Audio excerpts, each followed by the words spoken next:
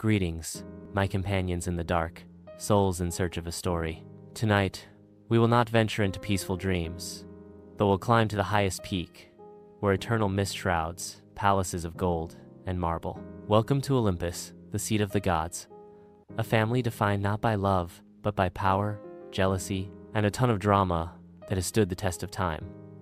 Moikak Bar Nikochiern, Journey of the Soul. Imagine a world just emerged from war. The great Titanomachy has ended. The colossal titans, the primordial entities of the universe, have been defeated, chained in the abyss of Tartarus. At the height of victory, three brothers divided the world among themselves.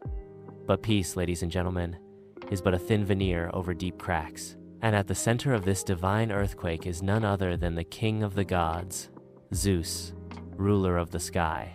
The sky is his personal tapestry, where silver-white clouds are his throne and lightning is his scepter. He is the savior, the one who freed his siblings from their father, Cronus's belly. He is the bringer of order, justice, and oaths. At least, that's what his job description says. In reality, Zeus is a tempest of uncontrollable desires. With absolute power, he believes he has absolute rights to everything. Personal boundaries? To Zeus, they are merely an annoying suggestion. He spends most of his time deceiving his wife, transforming into all sorts of creatures to pursue fleeting lusts. A pure white swan, a mighty bull, a shower of golden rain. No form is too bizarre, no act is too far. He is living proof that absolute power not only corrupts but completely shatters one's moral compass. And sitting beside him on the throne is the woman who is both victim and executioner in this play, Hera, Zeus's sister and wife. She is the goddess of marriage, family, and childbirth. A bitterly ironic title. Each of Zeus's affairs is not just a betrayal, but a public humiliation of her power and status. Their marriage, which should have been a symbol of sacred union, turned into a centuries-long Cold War. But Hera never unleashes her fury on Zeus. Oh no, that would be too simple, too direct. Her rage, like a laser, is focused on the unfortunate women and their innocent children. She turns a river nymph into a cow, curses another nymph to only echo the words of others, and most cruelly, she places two venomous snakes in the infant Hercules' cradle. Ironically, she is the protector of marriage, yet she spends her life destroying the families created from her husband's infidelity. She is the embodiment of female dignity and power in a system that constantly humiliates her, and her anger is the bitter glue that keeps Olympus from crumbling. If Zeus rules the sky, his brother, Poseidon, takes all that is wet, god of the sea, earthquakes, and storms. And for some strange reason, horses. Poseidon is a god of extremes. He can be generous, creating new islands for humans to inhabit, but he can also be devastating, submerging an entire city just because they forgot to thank him during a sacrifice. He carries a trident, not just a pointy fork, but a divine staff of rage, capable of leveling a civilization. His personality is as salty and unpredictable as the ocean itself.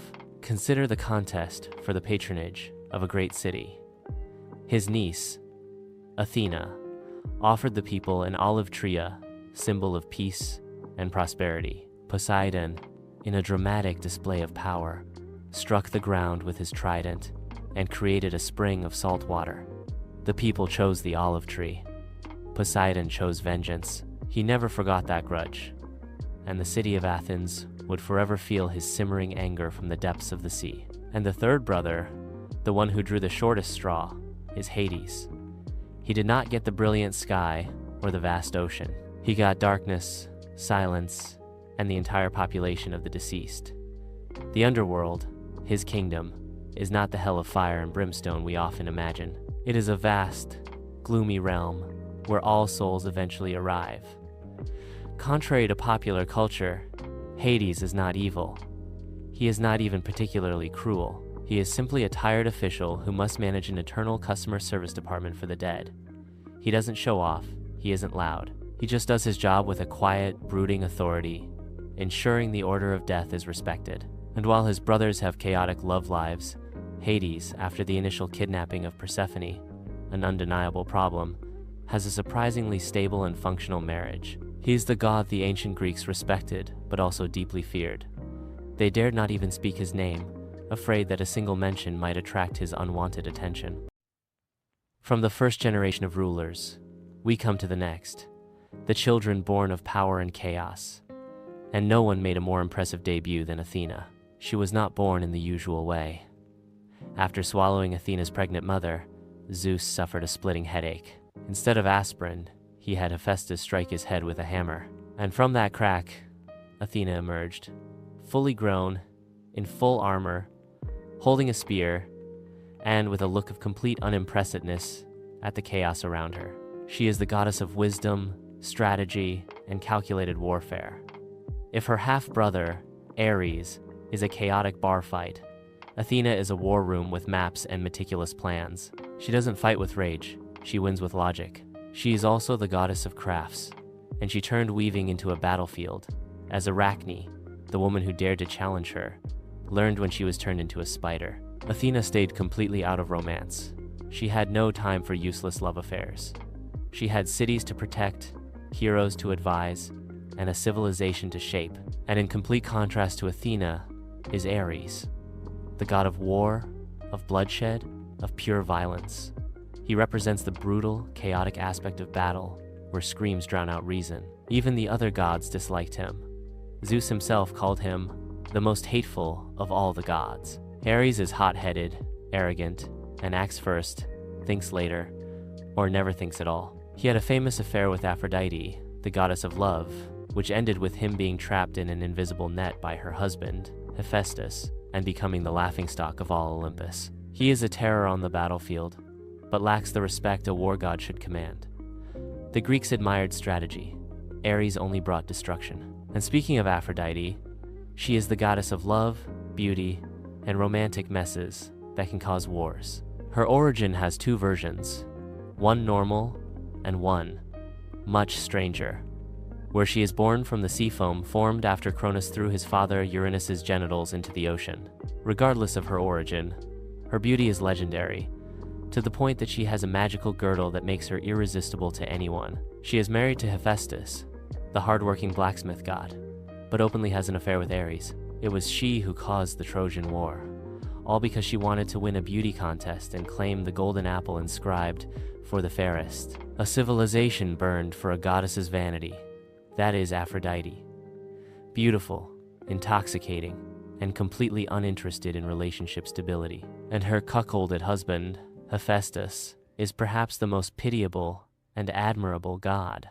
He is the only god on Olympus who actually has a job. While the others are busy starting wars or chasing nymphs, Hephaestus is in his workshop, forging thunderbolts for Zeus, the trident for Poseidon, and the armor for Achilles. He was born with a deformity and was thrown from Olympus by his own mother, Hera, because of his appearance. He returned not through forgiveness, but through his intellect, by crafting a magical throne that trapped Hera and forced the gods to negotiate his return. He is a disrespected genius, a craftsman with both physical and emotional scars.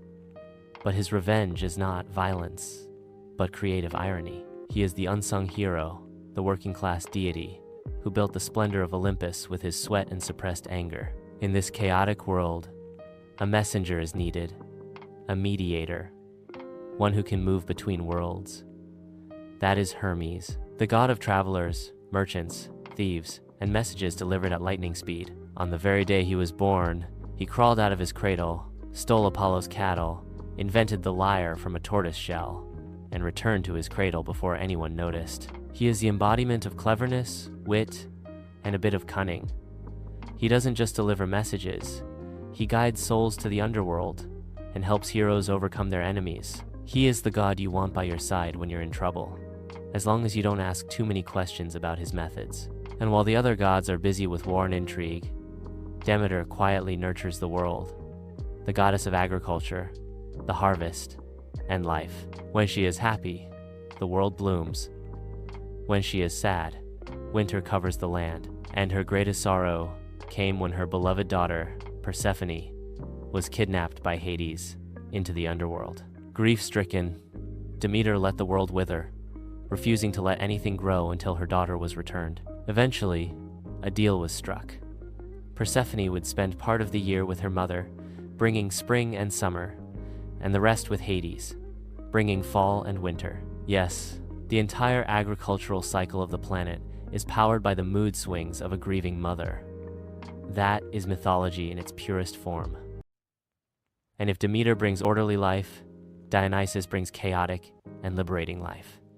The god of wine, festivals, madness, and theater. He is the god of breaking boundaries, of living fully in the moment. Born from Zeus's thigh after his mother was incinerated, he grew up as an outsider, wandering the world spreading the art of winemaking and chaotic joy. His festivals were wild, where people abandoned their identities to join in an ecstatic dance. But he was not all fun. He also had a dark side. Those who mocked or rejected him faced terrible punishments, often involving madness and dismemberment. He is liberation and destruction, art and insanity.